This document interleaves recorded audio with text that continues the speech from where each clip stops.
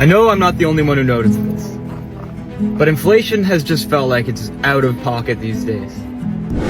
Affordability is the best it's been in 10 years. Affordability is the best it's been in over a decade.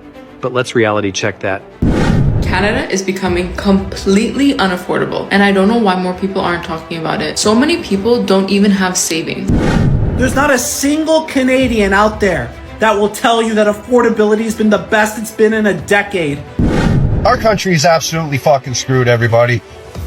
Almost $40 for 4 items. Welcome back to the Canadian Rant. Let me ask you something simple. Do you actually think Canada is affordable right now? Because depending on who you ask, you'll get two completely different answers. On one side, you've got leaders like Mark Carney saying affordability is the best it's been in a decade. But on the other side, 67% of Canadians say this is the worst cost of living they can remember. So which one is it? Because when you look at real life, groceries feel out of control. Housing, whether it's rent or mortgages, feels unreachable. And then there's everything else quietly draining your money. Utilities, insurance, debt piling up month after month. This isn't about politics. This is about reality. So today we're breaking it down, what Canadians are actually feeling, what the numbers are saying, and whether that 67% is accurate. Or if it's even higher. Let's get into it. I know I'm not the only one who noticed this, but inflation has just felt like it's out of pocket these days. I feel like when I walk into a store that it's no longer designed for me, that I can't afford anything in the store. It's crazy. You know, you go to a coffee shop to get like a coffee and like a croissant, and it's like $25. What? You go to buy groceries, you look at the broccoli, and it's like $8. And I'm not joking. This really happened. You know? You walk into the Gap, and like it's a premium brand now. When did that happen? I just feel like this economy is not for me. Like I'm supposed to live somewhere else because nothing is affordable. And when did that happen? Did Mark Carney really just say affordability is the best it's been in 10 years? Affordability is the best it's been in over a decade. But let's reality check that. Housing still eats over 50% of income for buyers. Food bank usage, record highs, insolvencies rising. Canadians are not getting ahead. They are trying to stay afloat. And jobs? Canada added barely anything over the past year and just lost over 100,000 in 2 months. Meanwhile, the U.S. is adding hundreds of thousands. The Prime Minister has delivered the second highest unemployment in the G7, the worst household debt in the G7, the worst housing costs in the G7, the worst, in fact, the only shrinking economy in the G7. And, Mr. Speaker, we have 100,000 lost jobs in the last 2 months alone. So what is the Carney government talking about? Because Canadians don't feel better off, and the facts don't say they are. Do you feel we are better off than 10 years ago? Follow for the truth without the spin. So Mark Carney just dropped $3.8 billion on nature. Let me get this straight. Canadians can't afford groceries, rent is exploding, young people have given up on owning a home, crime is rising, and the solution is spending billions on nature?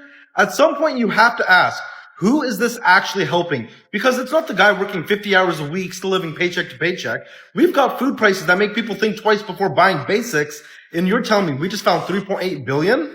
This is the problem with Canada. They spend billions on things that sound good on paper, while real people are struggling in real life, because it's easier to protect forests than it is to fix a broken economy. Canada is becoming completely unaffordable, and I don't know why more people aren't talking about it. So many people don't even have savings. Rent is insane, groceries keep going up, and healthcare might be free, but accessing it is nearly impossible. And somehow the narrative is still that people are just bad with money. What money? People are working full-time. A lot of people are even juggling 2 jobs now because they have to. At what point do we stop blaming the individual and start acknowledging that the cost of living has simply outpaced reality? And because everything is this expensive, you have to know exactly where your money's going. A budget is not optional anymore, it's necessary. I started using an app called Mine to track everything. It shows your spending, helps you catch subscriptions, and gives you a clearer picture of your finances. And even things like a TFSA or an RRSP, people talk about them like they're obvious, but a lot of people are just trying to keep up with the bills. They don't even care about that stuff. Living in Canada really feels more expensive than ever. So if you're struggling, you're not alone. The average Canadian spends 97% of his income on tax, housing, food, clothing, insurance, internet, cell phone, utilities, and transportation. Around 50% of Canadians are living paycheck to paycheck. 1 out of 3 Canadians cannot fully pay their credit card each month, and 41% of Canadians are $200 away from not being able to pay their bills at the end of the month. That's the reality for you. And Carney has the audacity to tell us that Affordability is the best it's been in over a decade. How can you go to the Canadian people and just flat out lie to their face? So disrespectful. There's not a single Canadian out there that will tell you that affordability has been the best it's been in a decade. How can you even say that? It's a slap in the face to all the people that you supposedly represent. How can any liberal stand for this? This is not about now partisanship. This is about our leader is flat out lying to the people. We all are not stupid. We all know that the affordability has been the worst that it's been in a decade. This is what drives me crazy. How can any liberals support this? How can you not hold them accountable? This is about holding people accountable. It's what I've been talking about for so long. Like, regardless of what party you support, you have to hold them accountable for the decade of failure. And then for him to rub it and slap Canadians in the face with this blatant lie. It is so disrespectful to the people that are struggling every single day. Does it feel like no matter how much you make, it's never enough in Canada anymore? You're not imagining it. Life actually got more expensive, fast. Rent is up, groceries are up, gas is up, insurance is up. Everything is up, except for paychecks. So what's actually going on? It's not just one thing. It's multiple pressures hitting you at the same time. More people, more demand.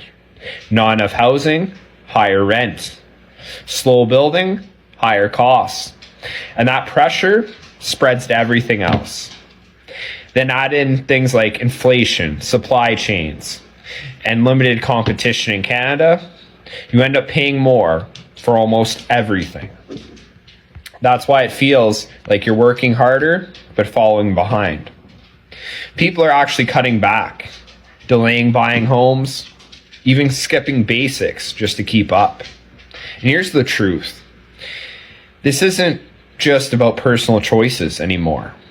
When the system gets this expensive, everyone feels it. The only real fix?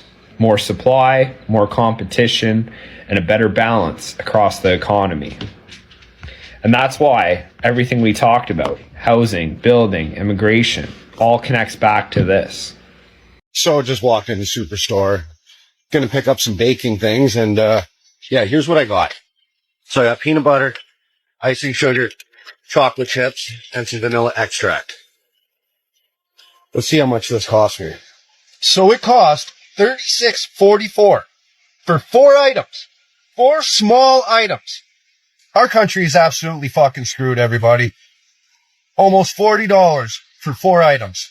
I would like to personally thank the Liberal government for making my life hell and it costing so much goddamn money to feed people and myself.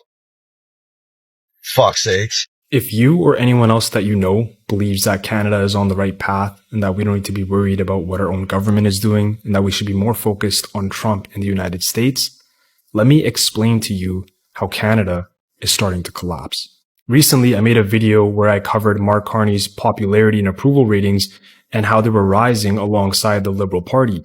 But then I see articles like this, and things just don't make sense. The Canadian Human Rights Commission has come out and said that the economic conditions in Canada amount to a human rights crisis. Rising costs, housing shortages, rising unemployment, and growing poverty is putting basic living standards at risk here in Canada. Data from Statistics Canada shows that poverty has been rising for 4 consecutive years in Canada, with about 4 million Canadians living below the poverty line. The Commission's report says that Canada is facing one of its most difficult economic periods in generations, with more Canadians struggling to afford basic necessities. According to a 2025 Canadian Income Survey, 10 million Canadians said they're experiencing some level of food insecurity. That's 25% of Canada's total population that is struggling to feed themselves. Now, many Canadians are divided on whether or not the federal government is on the right track. Now, the reason why Canadians are divided is because mainstream media will publish an article like this saying that Carney's support and popularity is rising alongside the Liberals, and on the same day they'll post an article like this saying that Canadians are living paycheck to paycheck. There's a lot of mixed signals being thrown around. Canadians are not only struggling with their finances, but with their health as well. Now, this data from StatsCan shows just how much the overall health of Canadians has declined over the past 10 years in Canada. In BC, for example, in 2015, 64% of Canadians said they had good to perfect functional health. Now, in 2024, only 53% said they had good to perfect functional health. And these trends and numbers continue across the country, where declines are noted across provinces and territories. Something happened to me the other day that was so wild, I almost didn't even believe that it was real.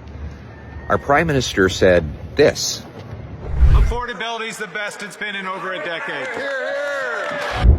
I know, more affordable than at any time in a decade. Apparently he hasn't been to a grocery store lately. If he had, he'd know the reality that you're paying $17,600 to feed a family of 4 for a year. There are 2.2 million people lined up at food banks. We have the worst food inflation in the G7, the worst housing costs in the G7, and because of all those high costs under this Liberal government, our families have more household debt than any other country in the G7.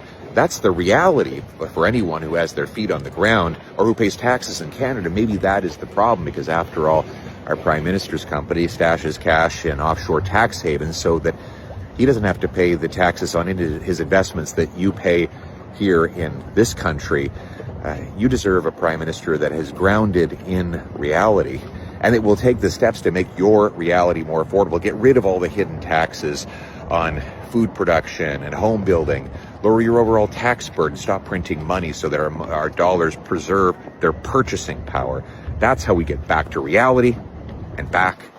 Is there another country that pays this much for gas? I don't think people realize this is $1.92 now where I live. Absolutely insane. But look at the comparison versus the United States. If it's $1.70 per liter in Canada, it's $1.44. We always hear on the news the US complaining about the gas prices. Here, we are literally getting bent over and they're using the gas as the lube. In Canada, you pay up to 7 different types of taxes when you fill up your car.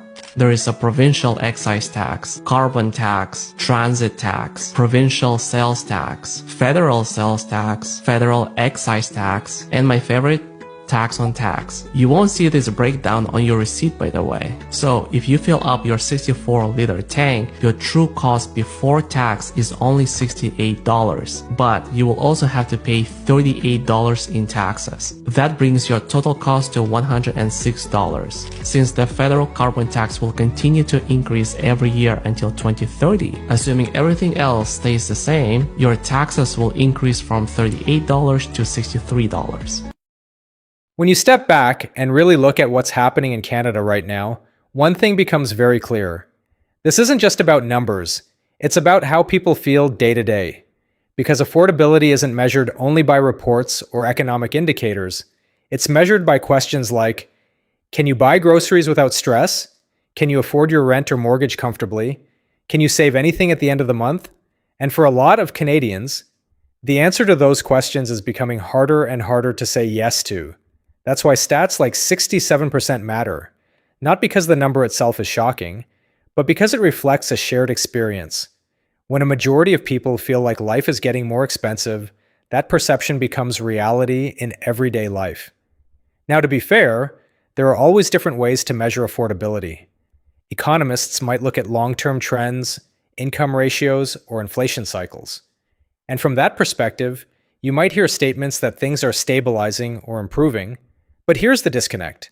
What looks stable on paper doesn't always feel stable in real life, because people aren't living inside economic models. They're living in real situations where groceries take a bigger chunk of income, housing costs dominate monthly budgets, and smaller expenses slowly add up until they become overwhelming. That's where the frustration comes from. Not just that things are expensive, but that it feels like the gap between income and cost of living is getting wider. And when that gap grows, people start questioning everything. Is the system working? Are wages keeping up? Is this sustainable long term? These aren't small questions anymore. They're becoming part of everyday conversations across the country. So when you hear a number like 67%, maybe the real question isn't whether it's accurate. Maybe the real question is, does it actually reflect what people are experiencing? Or is it just the beginning? Because if more Canadians start feeling this pressure over time, that number could go even higher, and that's something worth paying attention to. Now I want to hear from you. Do you think 67% is accurate, or do you think it's actually higher? Be honest, based on your own life right now. Drop your answer in the comments. If this video connected with you, hit like so more Canadians can see it. And if you want real, unfiltered conversations about affordability and life in Canada, make sure to subscribe to Canadian Rant. Thanks for watching, and I'll see you in the next one.